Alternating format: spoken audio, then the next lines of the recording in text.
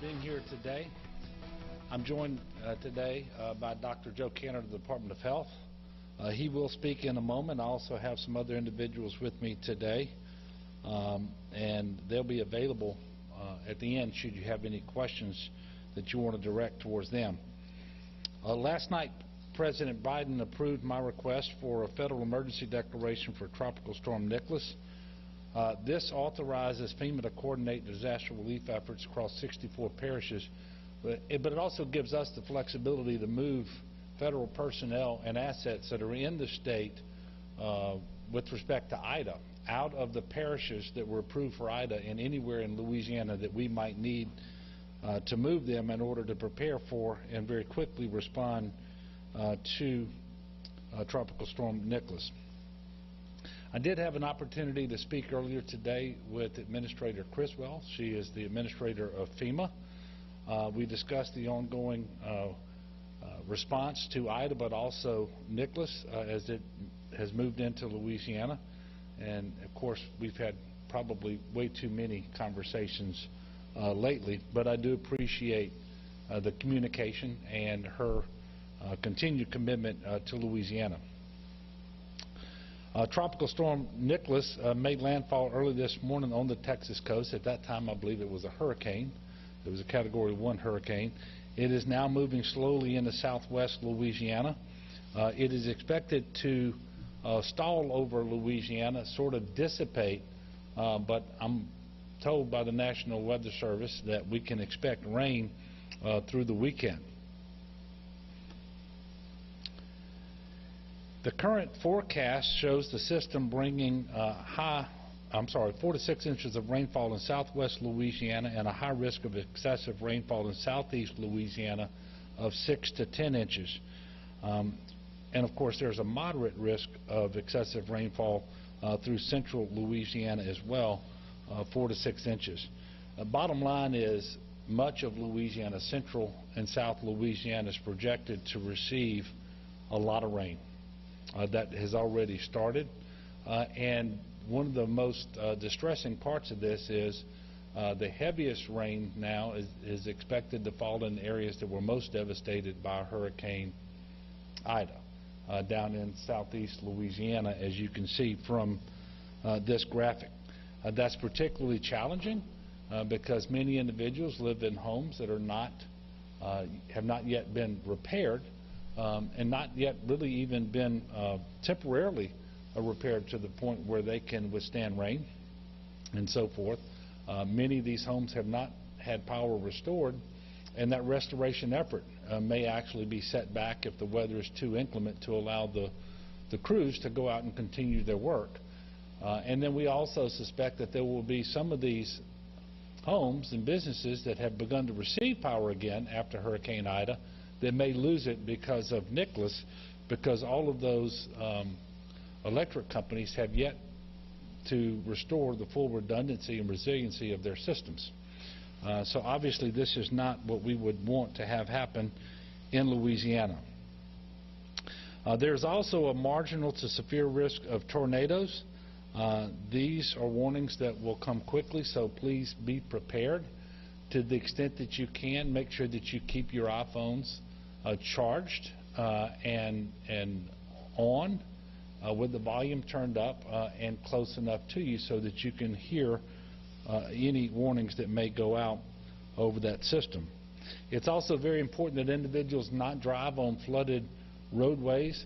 As you should know, it doesn't take much water in terms of depth or current to actually move a vehicle completely off the road into a ditch or a waterway, and quite often we do have individuals who drown, especially when we have these types of rain events where the primary risk is through flash flooding, and that's what we're seeing with respect to Nicholas. We also would encourage you, please do not drive around barricades. Don't ignore high water warning signs. And if you see water in the road, if there's not a sign and not a barricade, that doesn't mean that it's safe to proceed. Only do that if you are absolutely certain that you can do so safely. Clearly, we don't want to have any reports of confirmed deaths related to Tropical Storm Nicholas. Because of the weather forecast that we have available to us right now, there will be office closures tomorrow in 38 parishes. This is a combination of Ida closures and Nicholas, and of course some of the parishes are closed for both of these, and I'm not going to go over the 38 names, but you can see the 38 parishes there. We are unfortunately still reporting deaths related to Hurricane Ida, including an additional death since my last briefing yesterday afternoon. A 70-year-old male in St. Tammany Parish died due to heat from an extended power outage. This brings the total number of Hurricane Ida-related deaths to 29. Of the 29, 13 of those are attributable to the heat, and 6 are attributable to carbon monoxide poisoning. We currently have about 95,000 power outages attributable to Ida. We're also tracking about 13,500 outages related to Nicholas, and those are primarily in areas that had been restored to power after Ida passed through, but the gusting winds are causing some of those fixes to actually go out again. In anticipation of rainfall from Hurricane Nicholas, CPRA is keeping all state-issued pumps on the ground in Lafitte, Plaquemine, St. Bernard, and Lafourche parishes. They're going to stay in place until the storm passes so that those parishes may utilize them to dewater again if necessary. CPRA is currently reaching out to all the parishes to get a prioritized list of drainage canals and outfall channels that need to be cleared of debris post-Ida. The Natural Resource Conservation Service, the NRCS, and FEMA will then execute this mission, and we're looking forward to that. Just like we need to get debris off of our roadways after a storm, we certainly need to get it out of our drainage ditches, canals, and even our navigable waterways. There currently are 8,093 service members activated in support of current operations in Louisiana. I can tell you the National Guard has positioned assets all along South Louisiana in preparation to respond to Hurricane Nicholas, now Tropical Storm Nicholas, and any flash flooding that may occur. To that end, they've staged 80 high-water vehicles, 23 boats, and 15 aircraft. There are 169 wildlife and fisheries agents on standby, each with a vehicle and a boat, ready to respond into the affected areas as needed. And the State Fire Marshal likewise has 30 boats staged with 75 more individuals if needed. 4 of their boat teams have been shifted to Baton Rouge and 4 remain in Lafayette. We also have state urban search and rescue teams on standby with more than 200 individuals ready should they be called upon to execute their search and rescue mission. As of this morning, there were still 1,130 individuals being sheltered in Louisiana across 18 shelters because of Hurricane Ida. We're well into the reentry program for those parishes that are able to receive their evacuees, and every day we're moving busloads of individuals back to parishes, principally those that have been restored to power and water. But we're working very closely with parishes to make sure that we're bringing individuals back as they are able to receive them. If you need shelter from Tropical Storm Nicholas, please heed the guidance of local officials. You get that information out of your parish Office of Emergency Preparedness. But you can also text LA Shelter to 898-211 or dial 211 to make sure that you have the latest information. FEMA has approved more than 285,000 applications for disaster assistance, and that involves more than $329 million approved to help Louisiana residents. Total registrations exceed 600,000 at this time for individual assistance. More than 9,900 households are checked into the Transitional Shelter Assistance Program, and that involves more than 28,000 household members that are sheltered in hotel rooms through this program. More than 55,000 survivors have registered for the Blue Roof program. Right at 800 Blue Roofs have been installed up to now. You should visit blueroof.us if you want to apply, and you can do that online at blueroof.us, or you can call 888-ROOF-BLUE. That's 888-766-3258. So what's your secret? I guess I just try to help people. And it makes you smile? Yeah. Like this? But it's not supposed to hurt. Yeah? Unbeatable service without the drama. 2 pair plus a free eye exam, as low as $59.95.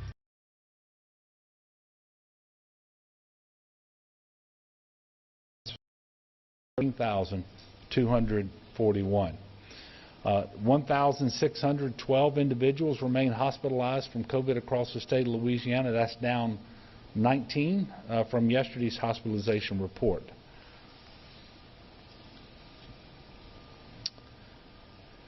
I think with that, I'm going to ask Dr. Cantor to come up, and then, as I mentioned, I'll be back on the following Dr. Cantor. I would ask if you have questions for Dr. Cantor, go ahead and ask those while he is up at the podium.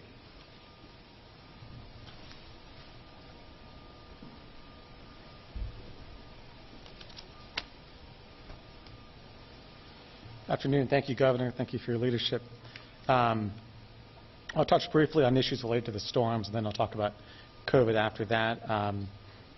As the Governor mentioned, the fatality count related to Ida is now up to 29, unfortunately, with the addition of a 70-year-old male from St. Tammany Parish who died from excessive heat and power outage. Our thoughts are with his family.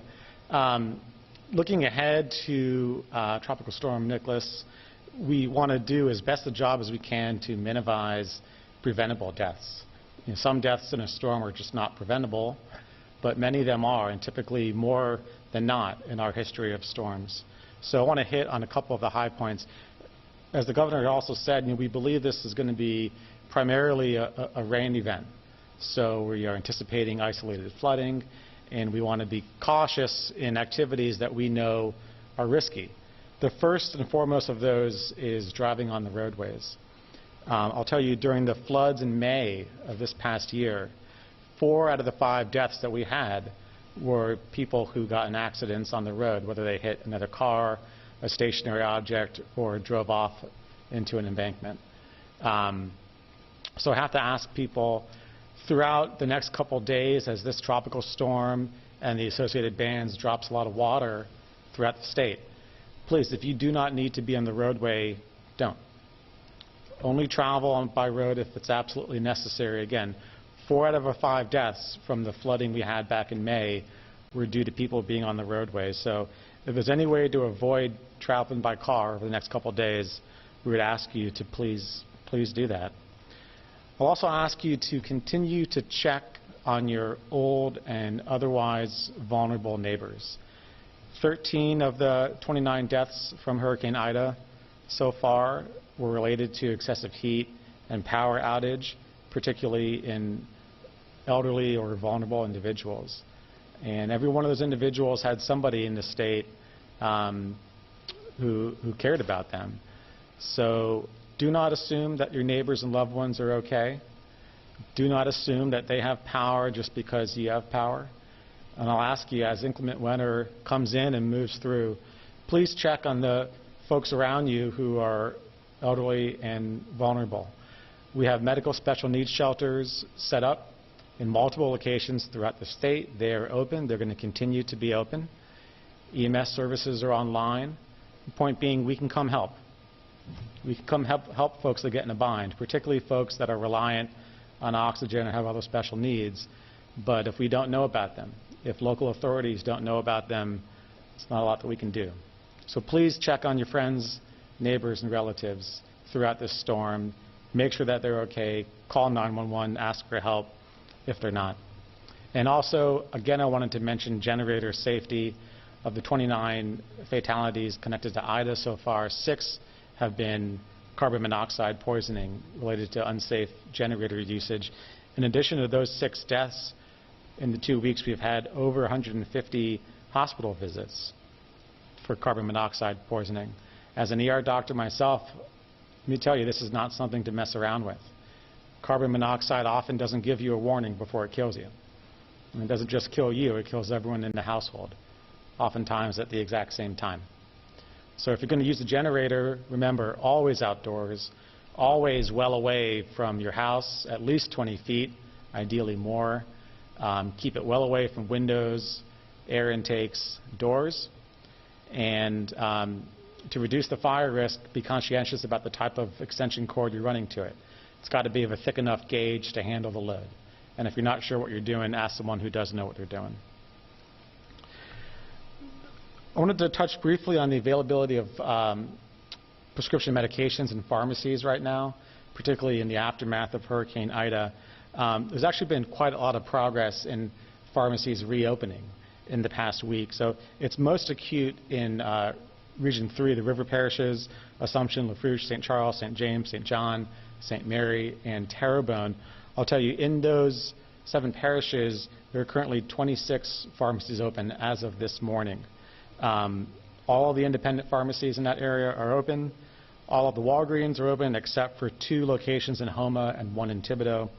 All of the CVS locations are open except for 1 location in Houma and 1 in Luling, and all of the Walmart locations are open. So odds are, if you live in an affected parish, your pharmacy is now open. There was a question yesterday, and I apologize, I don't remember who asked it, about insulin specifically, and there was a tight supply of insulin the past couple of days. This was specifically related to the number of people who, due to losing power and having temperature excursions on their own insulin, had to go refill that. We've spoken to the major pharmacies in the area. They all are expecting resupplies of insulin today and tomorrow, and expect to have enough supply for everyone who needs. So if you were unable to fill your insulin, please try that again today and tomorrow. You should be able to fill it, and we have assurances those pharmacies will have enough stock on hand going forward that that shouldn't be an issue anymore. If you have Medicaid, and Louisiana Medicaid, and need to refill your prescriptions earlier than you normally would because they were lost or damaged in the storm, you can do that without any penalty or without any copay right now. You can actually do that anywhere across the country, no matter where you have evacuated to.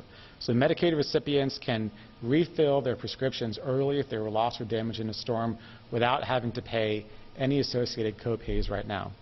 If you are uninsured and need assistance refilling prescription medicines related to the storm, we have requested, and the federal government has in turn activated, a program called the Emergency Prescription Assistance Program, EPAP.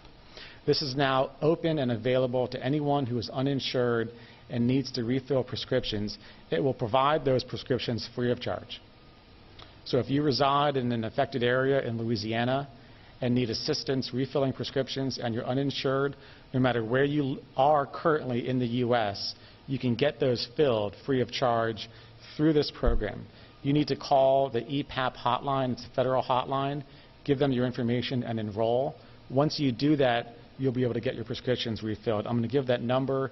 This will also be sent out as a press release later in the afternoon. It's 1-855-793-7470. That's the Emergency Prescription Assistance Program, specifically for people who are uninsured and need help refilling prescriptions that might have been lost or damaged in the storm.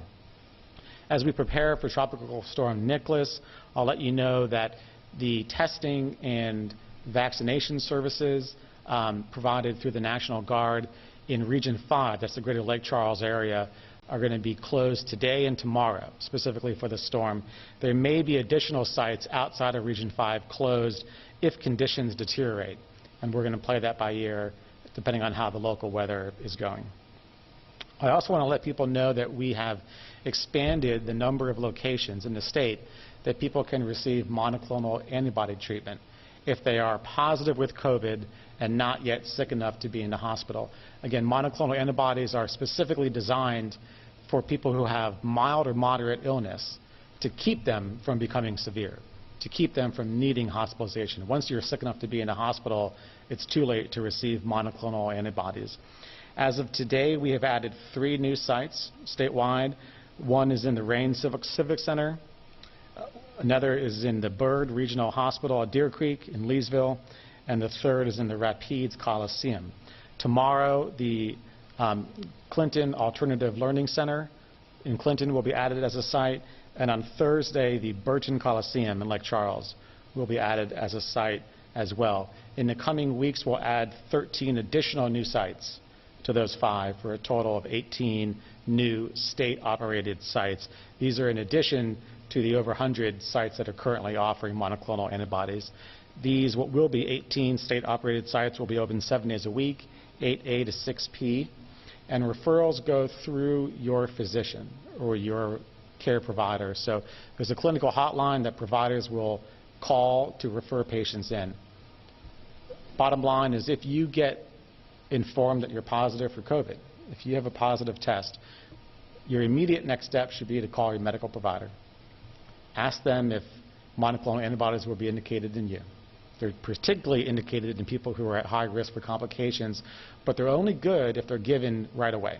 If you wait a few days, they really lose their efficacy. So if you find out that you're COVID positive, your immediate next move should be call your medical provider, ask if they think monoclonal antibodies are right for you, and if so, ask for their help to refer you in. Finally, Governor mentioned the COVID numbers. I'll reiterate, we're thankful that we're now declining from what was our 4th and most severe surge yet, but we still remain at a very, very high level. We're thankful we're going in the right direction. Hospitalizations are down to just over 1,600, and that's down from a peak of 3,022 in the middle of August. But the absolute level is still very, very high, and the CDC continues to rank all 64 parishes in the highest of 4 categories when it comes of your risk to encounter COVID, your community transmission risk. So please be cognizant of that. The governor mentioned that unfortunately today we are reporting 121 new COVID deaths. And I'll tell you, since Ida made landfall, compared to the 29 storm-related deaths that we know about, we have reported out 882 COVID deaths. So this remains a real threat, albeit sometimes an invisible threat. We are encouraged that we are declining in our rates, and we want to keep it that way. There's no guarantee that we will. So please remember to take COVID precautions, and particularly if you are finding yourself around people outside of your family unit because of the storm or for any other reason, masking and distancing are the best ways to keep you protected in that immediate moment. And getting vaccinated is the best way to keep you protected looking forward to the future. I'll pause there, but be happy to answer any questions if there are any. Yeah. Could you talk about what testing and access to testing and access to second doses of vaccines looks like in the aftermath of Ida? If there's been any issues with that, or what the supplies look like? Yeah, both were temporarily impacted. Our testing volume went down for about 2 weeks, as one might expect, and the vaccination volume went down as well. Both of those are now picking back up, and the majority of the testing sites throughout the state, those operated by the National Guard and others, are back in operation. Again, a handful will be offline in Region 5, the Lake Charles area, today and tomorrow. We hope that's it. If the weather is worse in other areas, we'll have to take a couple other offline. But by and large, they're coming back. I think the larger issue is just where people's minds are. And, if you had loss in this storm, understandably, COVID probably isn't the first thing that you're thinking about right now, but it's still as much a risk to you and your family, even if you don't see it right now. So I think that's what our challenge is to continue to remind people that we're going to be at risk, at liability of having another surge like this as a community going forward until we can get more of our relatives and neighbors vaccinated. Thank you. Please stay safe today and tomorrow.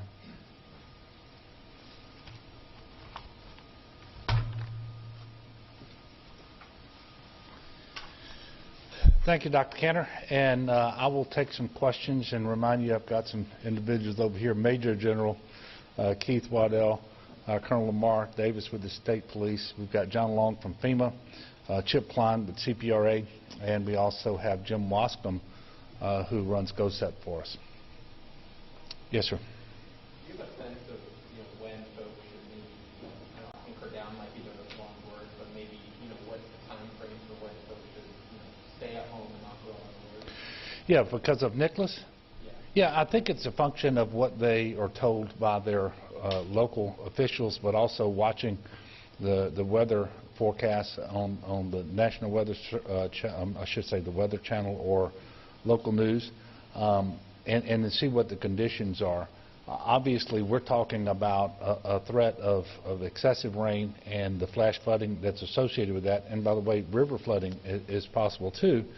And so individuals typically have a good sense of when there's been enough rain in the area that these hazards are going to be present. And when they're present, just please don't get out there and drive in them unnecessarily, and don't ever drive through water that you don't know how deep it is. And I'd remind you to use 511la.org. It has real-time information about road closures. Just be mindful that it's always possible that as a motorist you're going to beat DOTD to the spot and you're going to discover the road is impassable, and you might discover it after you've been unable to get through. So just asking people to be very careful and monitor the guidance they're given from their local officials. And anytime you have a storm like this, it's really not a good idea to go out sightseeing and see what kind of damage was visited upon your neighborhood, because that's typically at the same time that first responders are trying to get out and answer calls to individuals who may need some assistance with an emergency and that sort of thing. Yes, sir. You mentioned the CPRA collecting a list of ditches and whatnot that need to be cleaned out. What's the timeline on that? Yeah. Well, I'm going to ask either John Long and or Chip to come up. It's a process that you go through where the NRCS typically would be tasked to run the program, emergency EWP. Yep, the emergency watershed program, and they would get tasked in order to approve and then pay for the efforts to get debris. And this can be cars, it can be trees, it can be construction and demolition debris, it could be swamp grass, you name it, out of ditches and canals and laterals and so forth. And then if they are unable to do it, or if they don't have the funding available, then they can get with FEMA, and FEMA will take over that responsibility. What we're doing right now through the CPRA is we're working with all the parishes that were impacted by Ida and have these problems. We're getting their priorities from them, which canals, which waterways, and so forth have the debris in the highest order of priority that needs to be removed, and then working to get the NRCS to either undertake that mission or to let the parish and FEMA know that for whatever reason it can't, and then try to get a tasking out of FEMA through the public assistance and the emergency protective measures, because we still have to clear this debris in order to make sure that additional damage isn't sustained because of weather events such as Nicholas that we're currently getting, or another storm that may come after Nicholas. But we expect to have hope and expect as well to have some resolution on this within the next day or so. Is there anything else that we need to add to that? I think you covered it, Governor. Okay. Do you have more questions? Look, thank you all very much for continuing to cover this. We'll let you know tomorrow if there'll be a press conference. It'll depend on what happens overnight. I do want to encourage people to take the threats from Nicholas very seriously. Obviously, if you and your family are not fully recovered from Ida, then you have a heightened sense of vulnerability here and probably are more likely to take this seriously. Other individuals may not do that initially, at least, because they see that it's not a hurricane. I just want to remind you that it wasn't even a named storm in 2016 that caused massive flooding across most of the state of Louisiana. It was Hurricane Ida, long after it ceased being a hurricane, that actually resulted in the death of more than 60 people in the Northeast and caused catastrophic flash flooding. So we've been given a forecast across central and south Louisiana that calls for an awful lot of rain. And that forecast is shifting over time, and we have to be very careful to make sure that we're up to date on what the most recent forecast is. But if you live in South Louisiana, you can expect a lot of rain. You should anticipate flash flooding and potentially river flooding. This is a very serious storm, particularly in those areas that were so heavily impacted by Hurricane Ida. So let's continue to be good neighbors. Let's prepare ourselves and our families as best we can. Let's check in on our neighbors, especially the older neighbors and those that have special needs. And then let's be safe. Let's not do anything that causes an unreasonable risk of harm to ourselves and to others.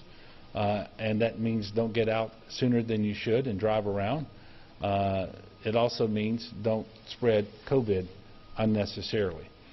Still an awful lot of COVID out there and transmission that's happening and so forth. So let's continue to work together, and I'm sure that we're going to get through this, and I'm praying that we'll get through this in better fashion than might be the case if people aren't sufficiently careful. So thank you all very much, and we'll let you know about the next press conference as soon as we schedule one. And so thank you. I feel bad leaving.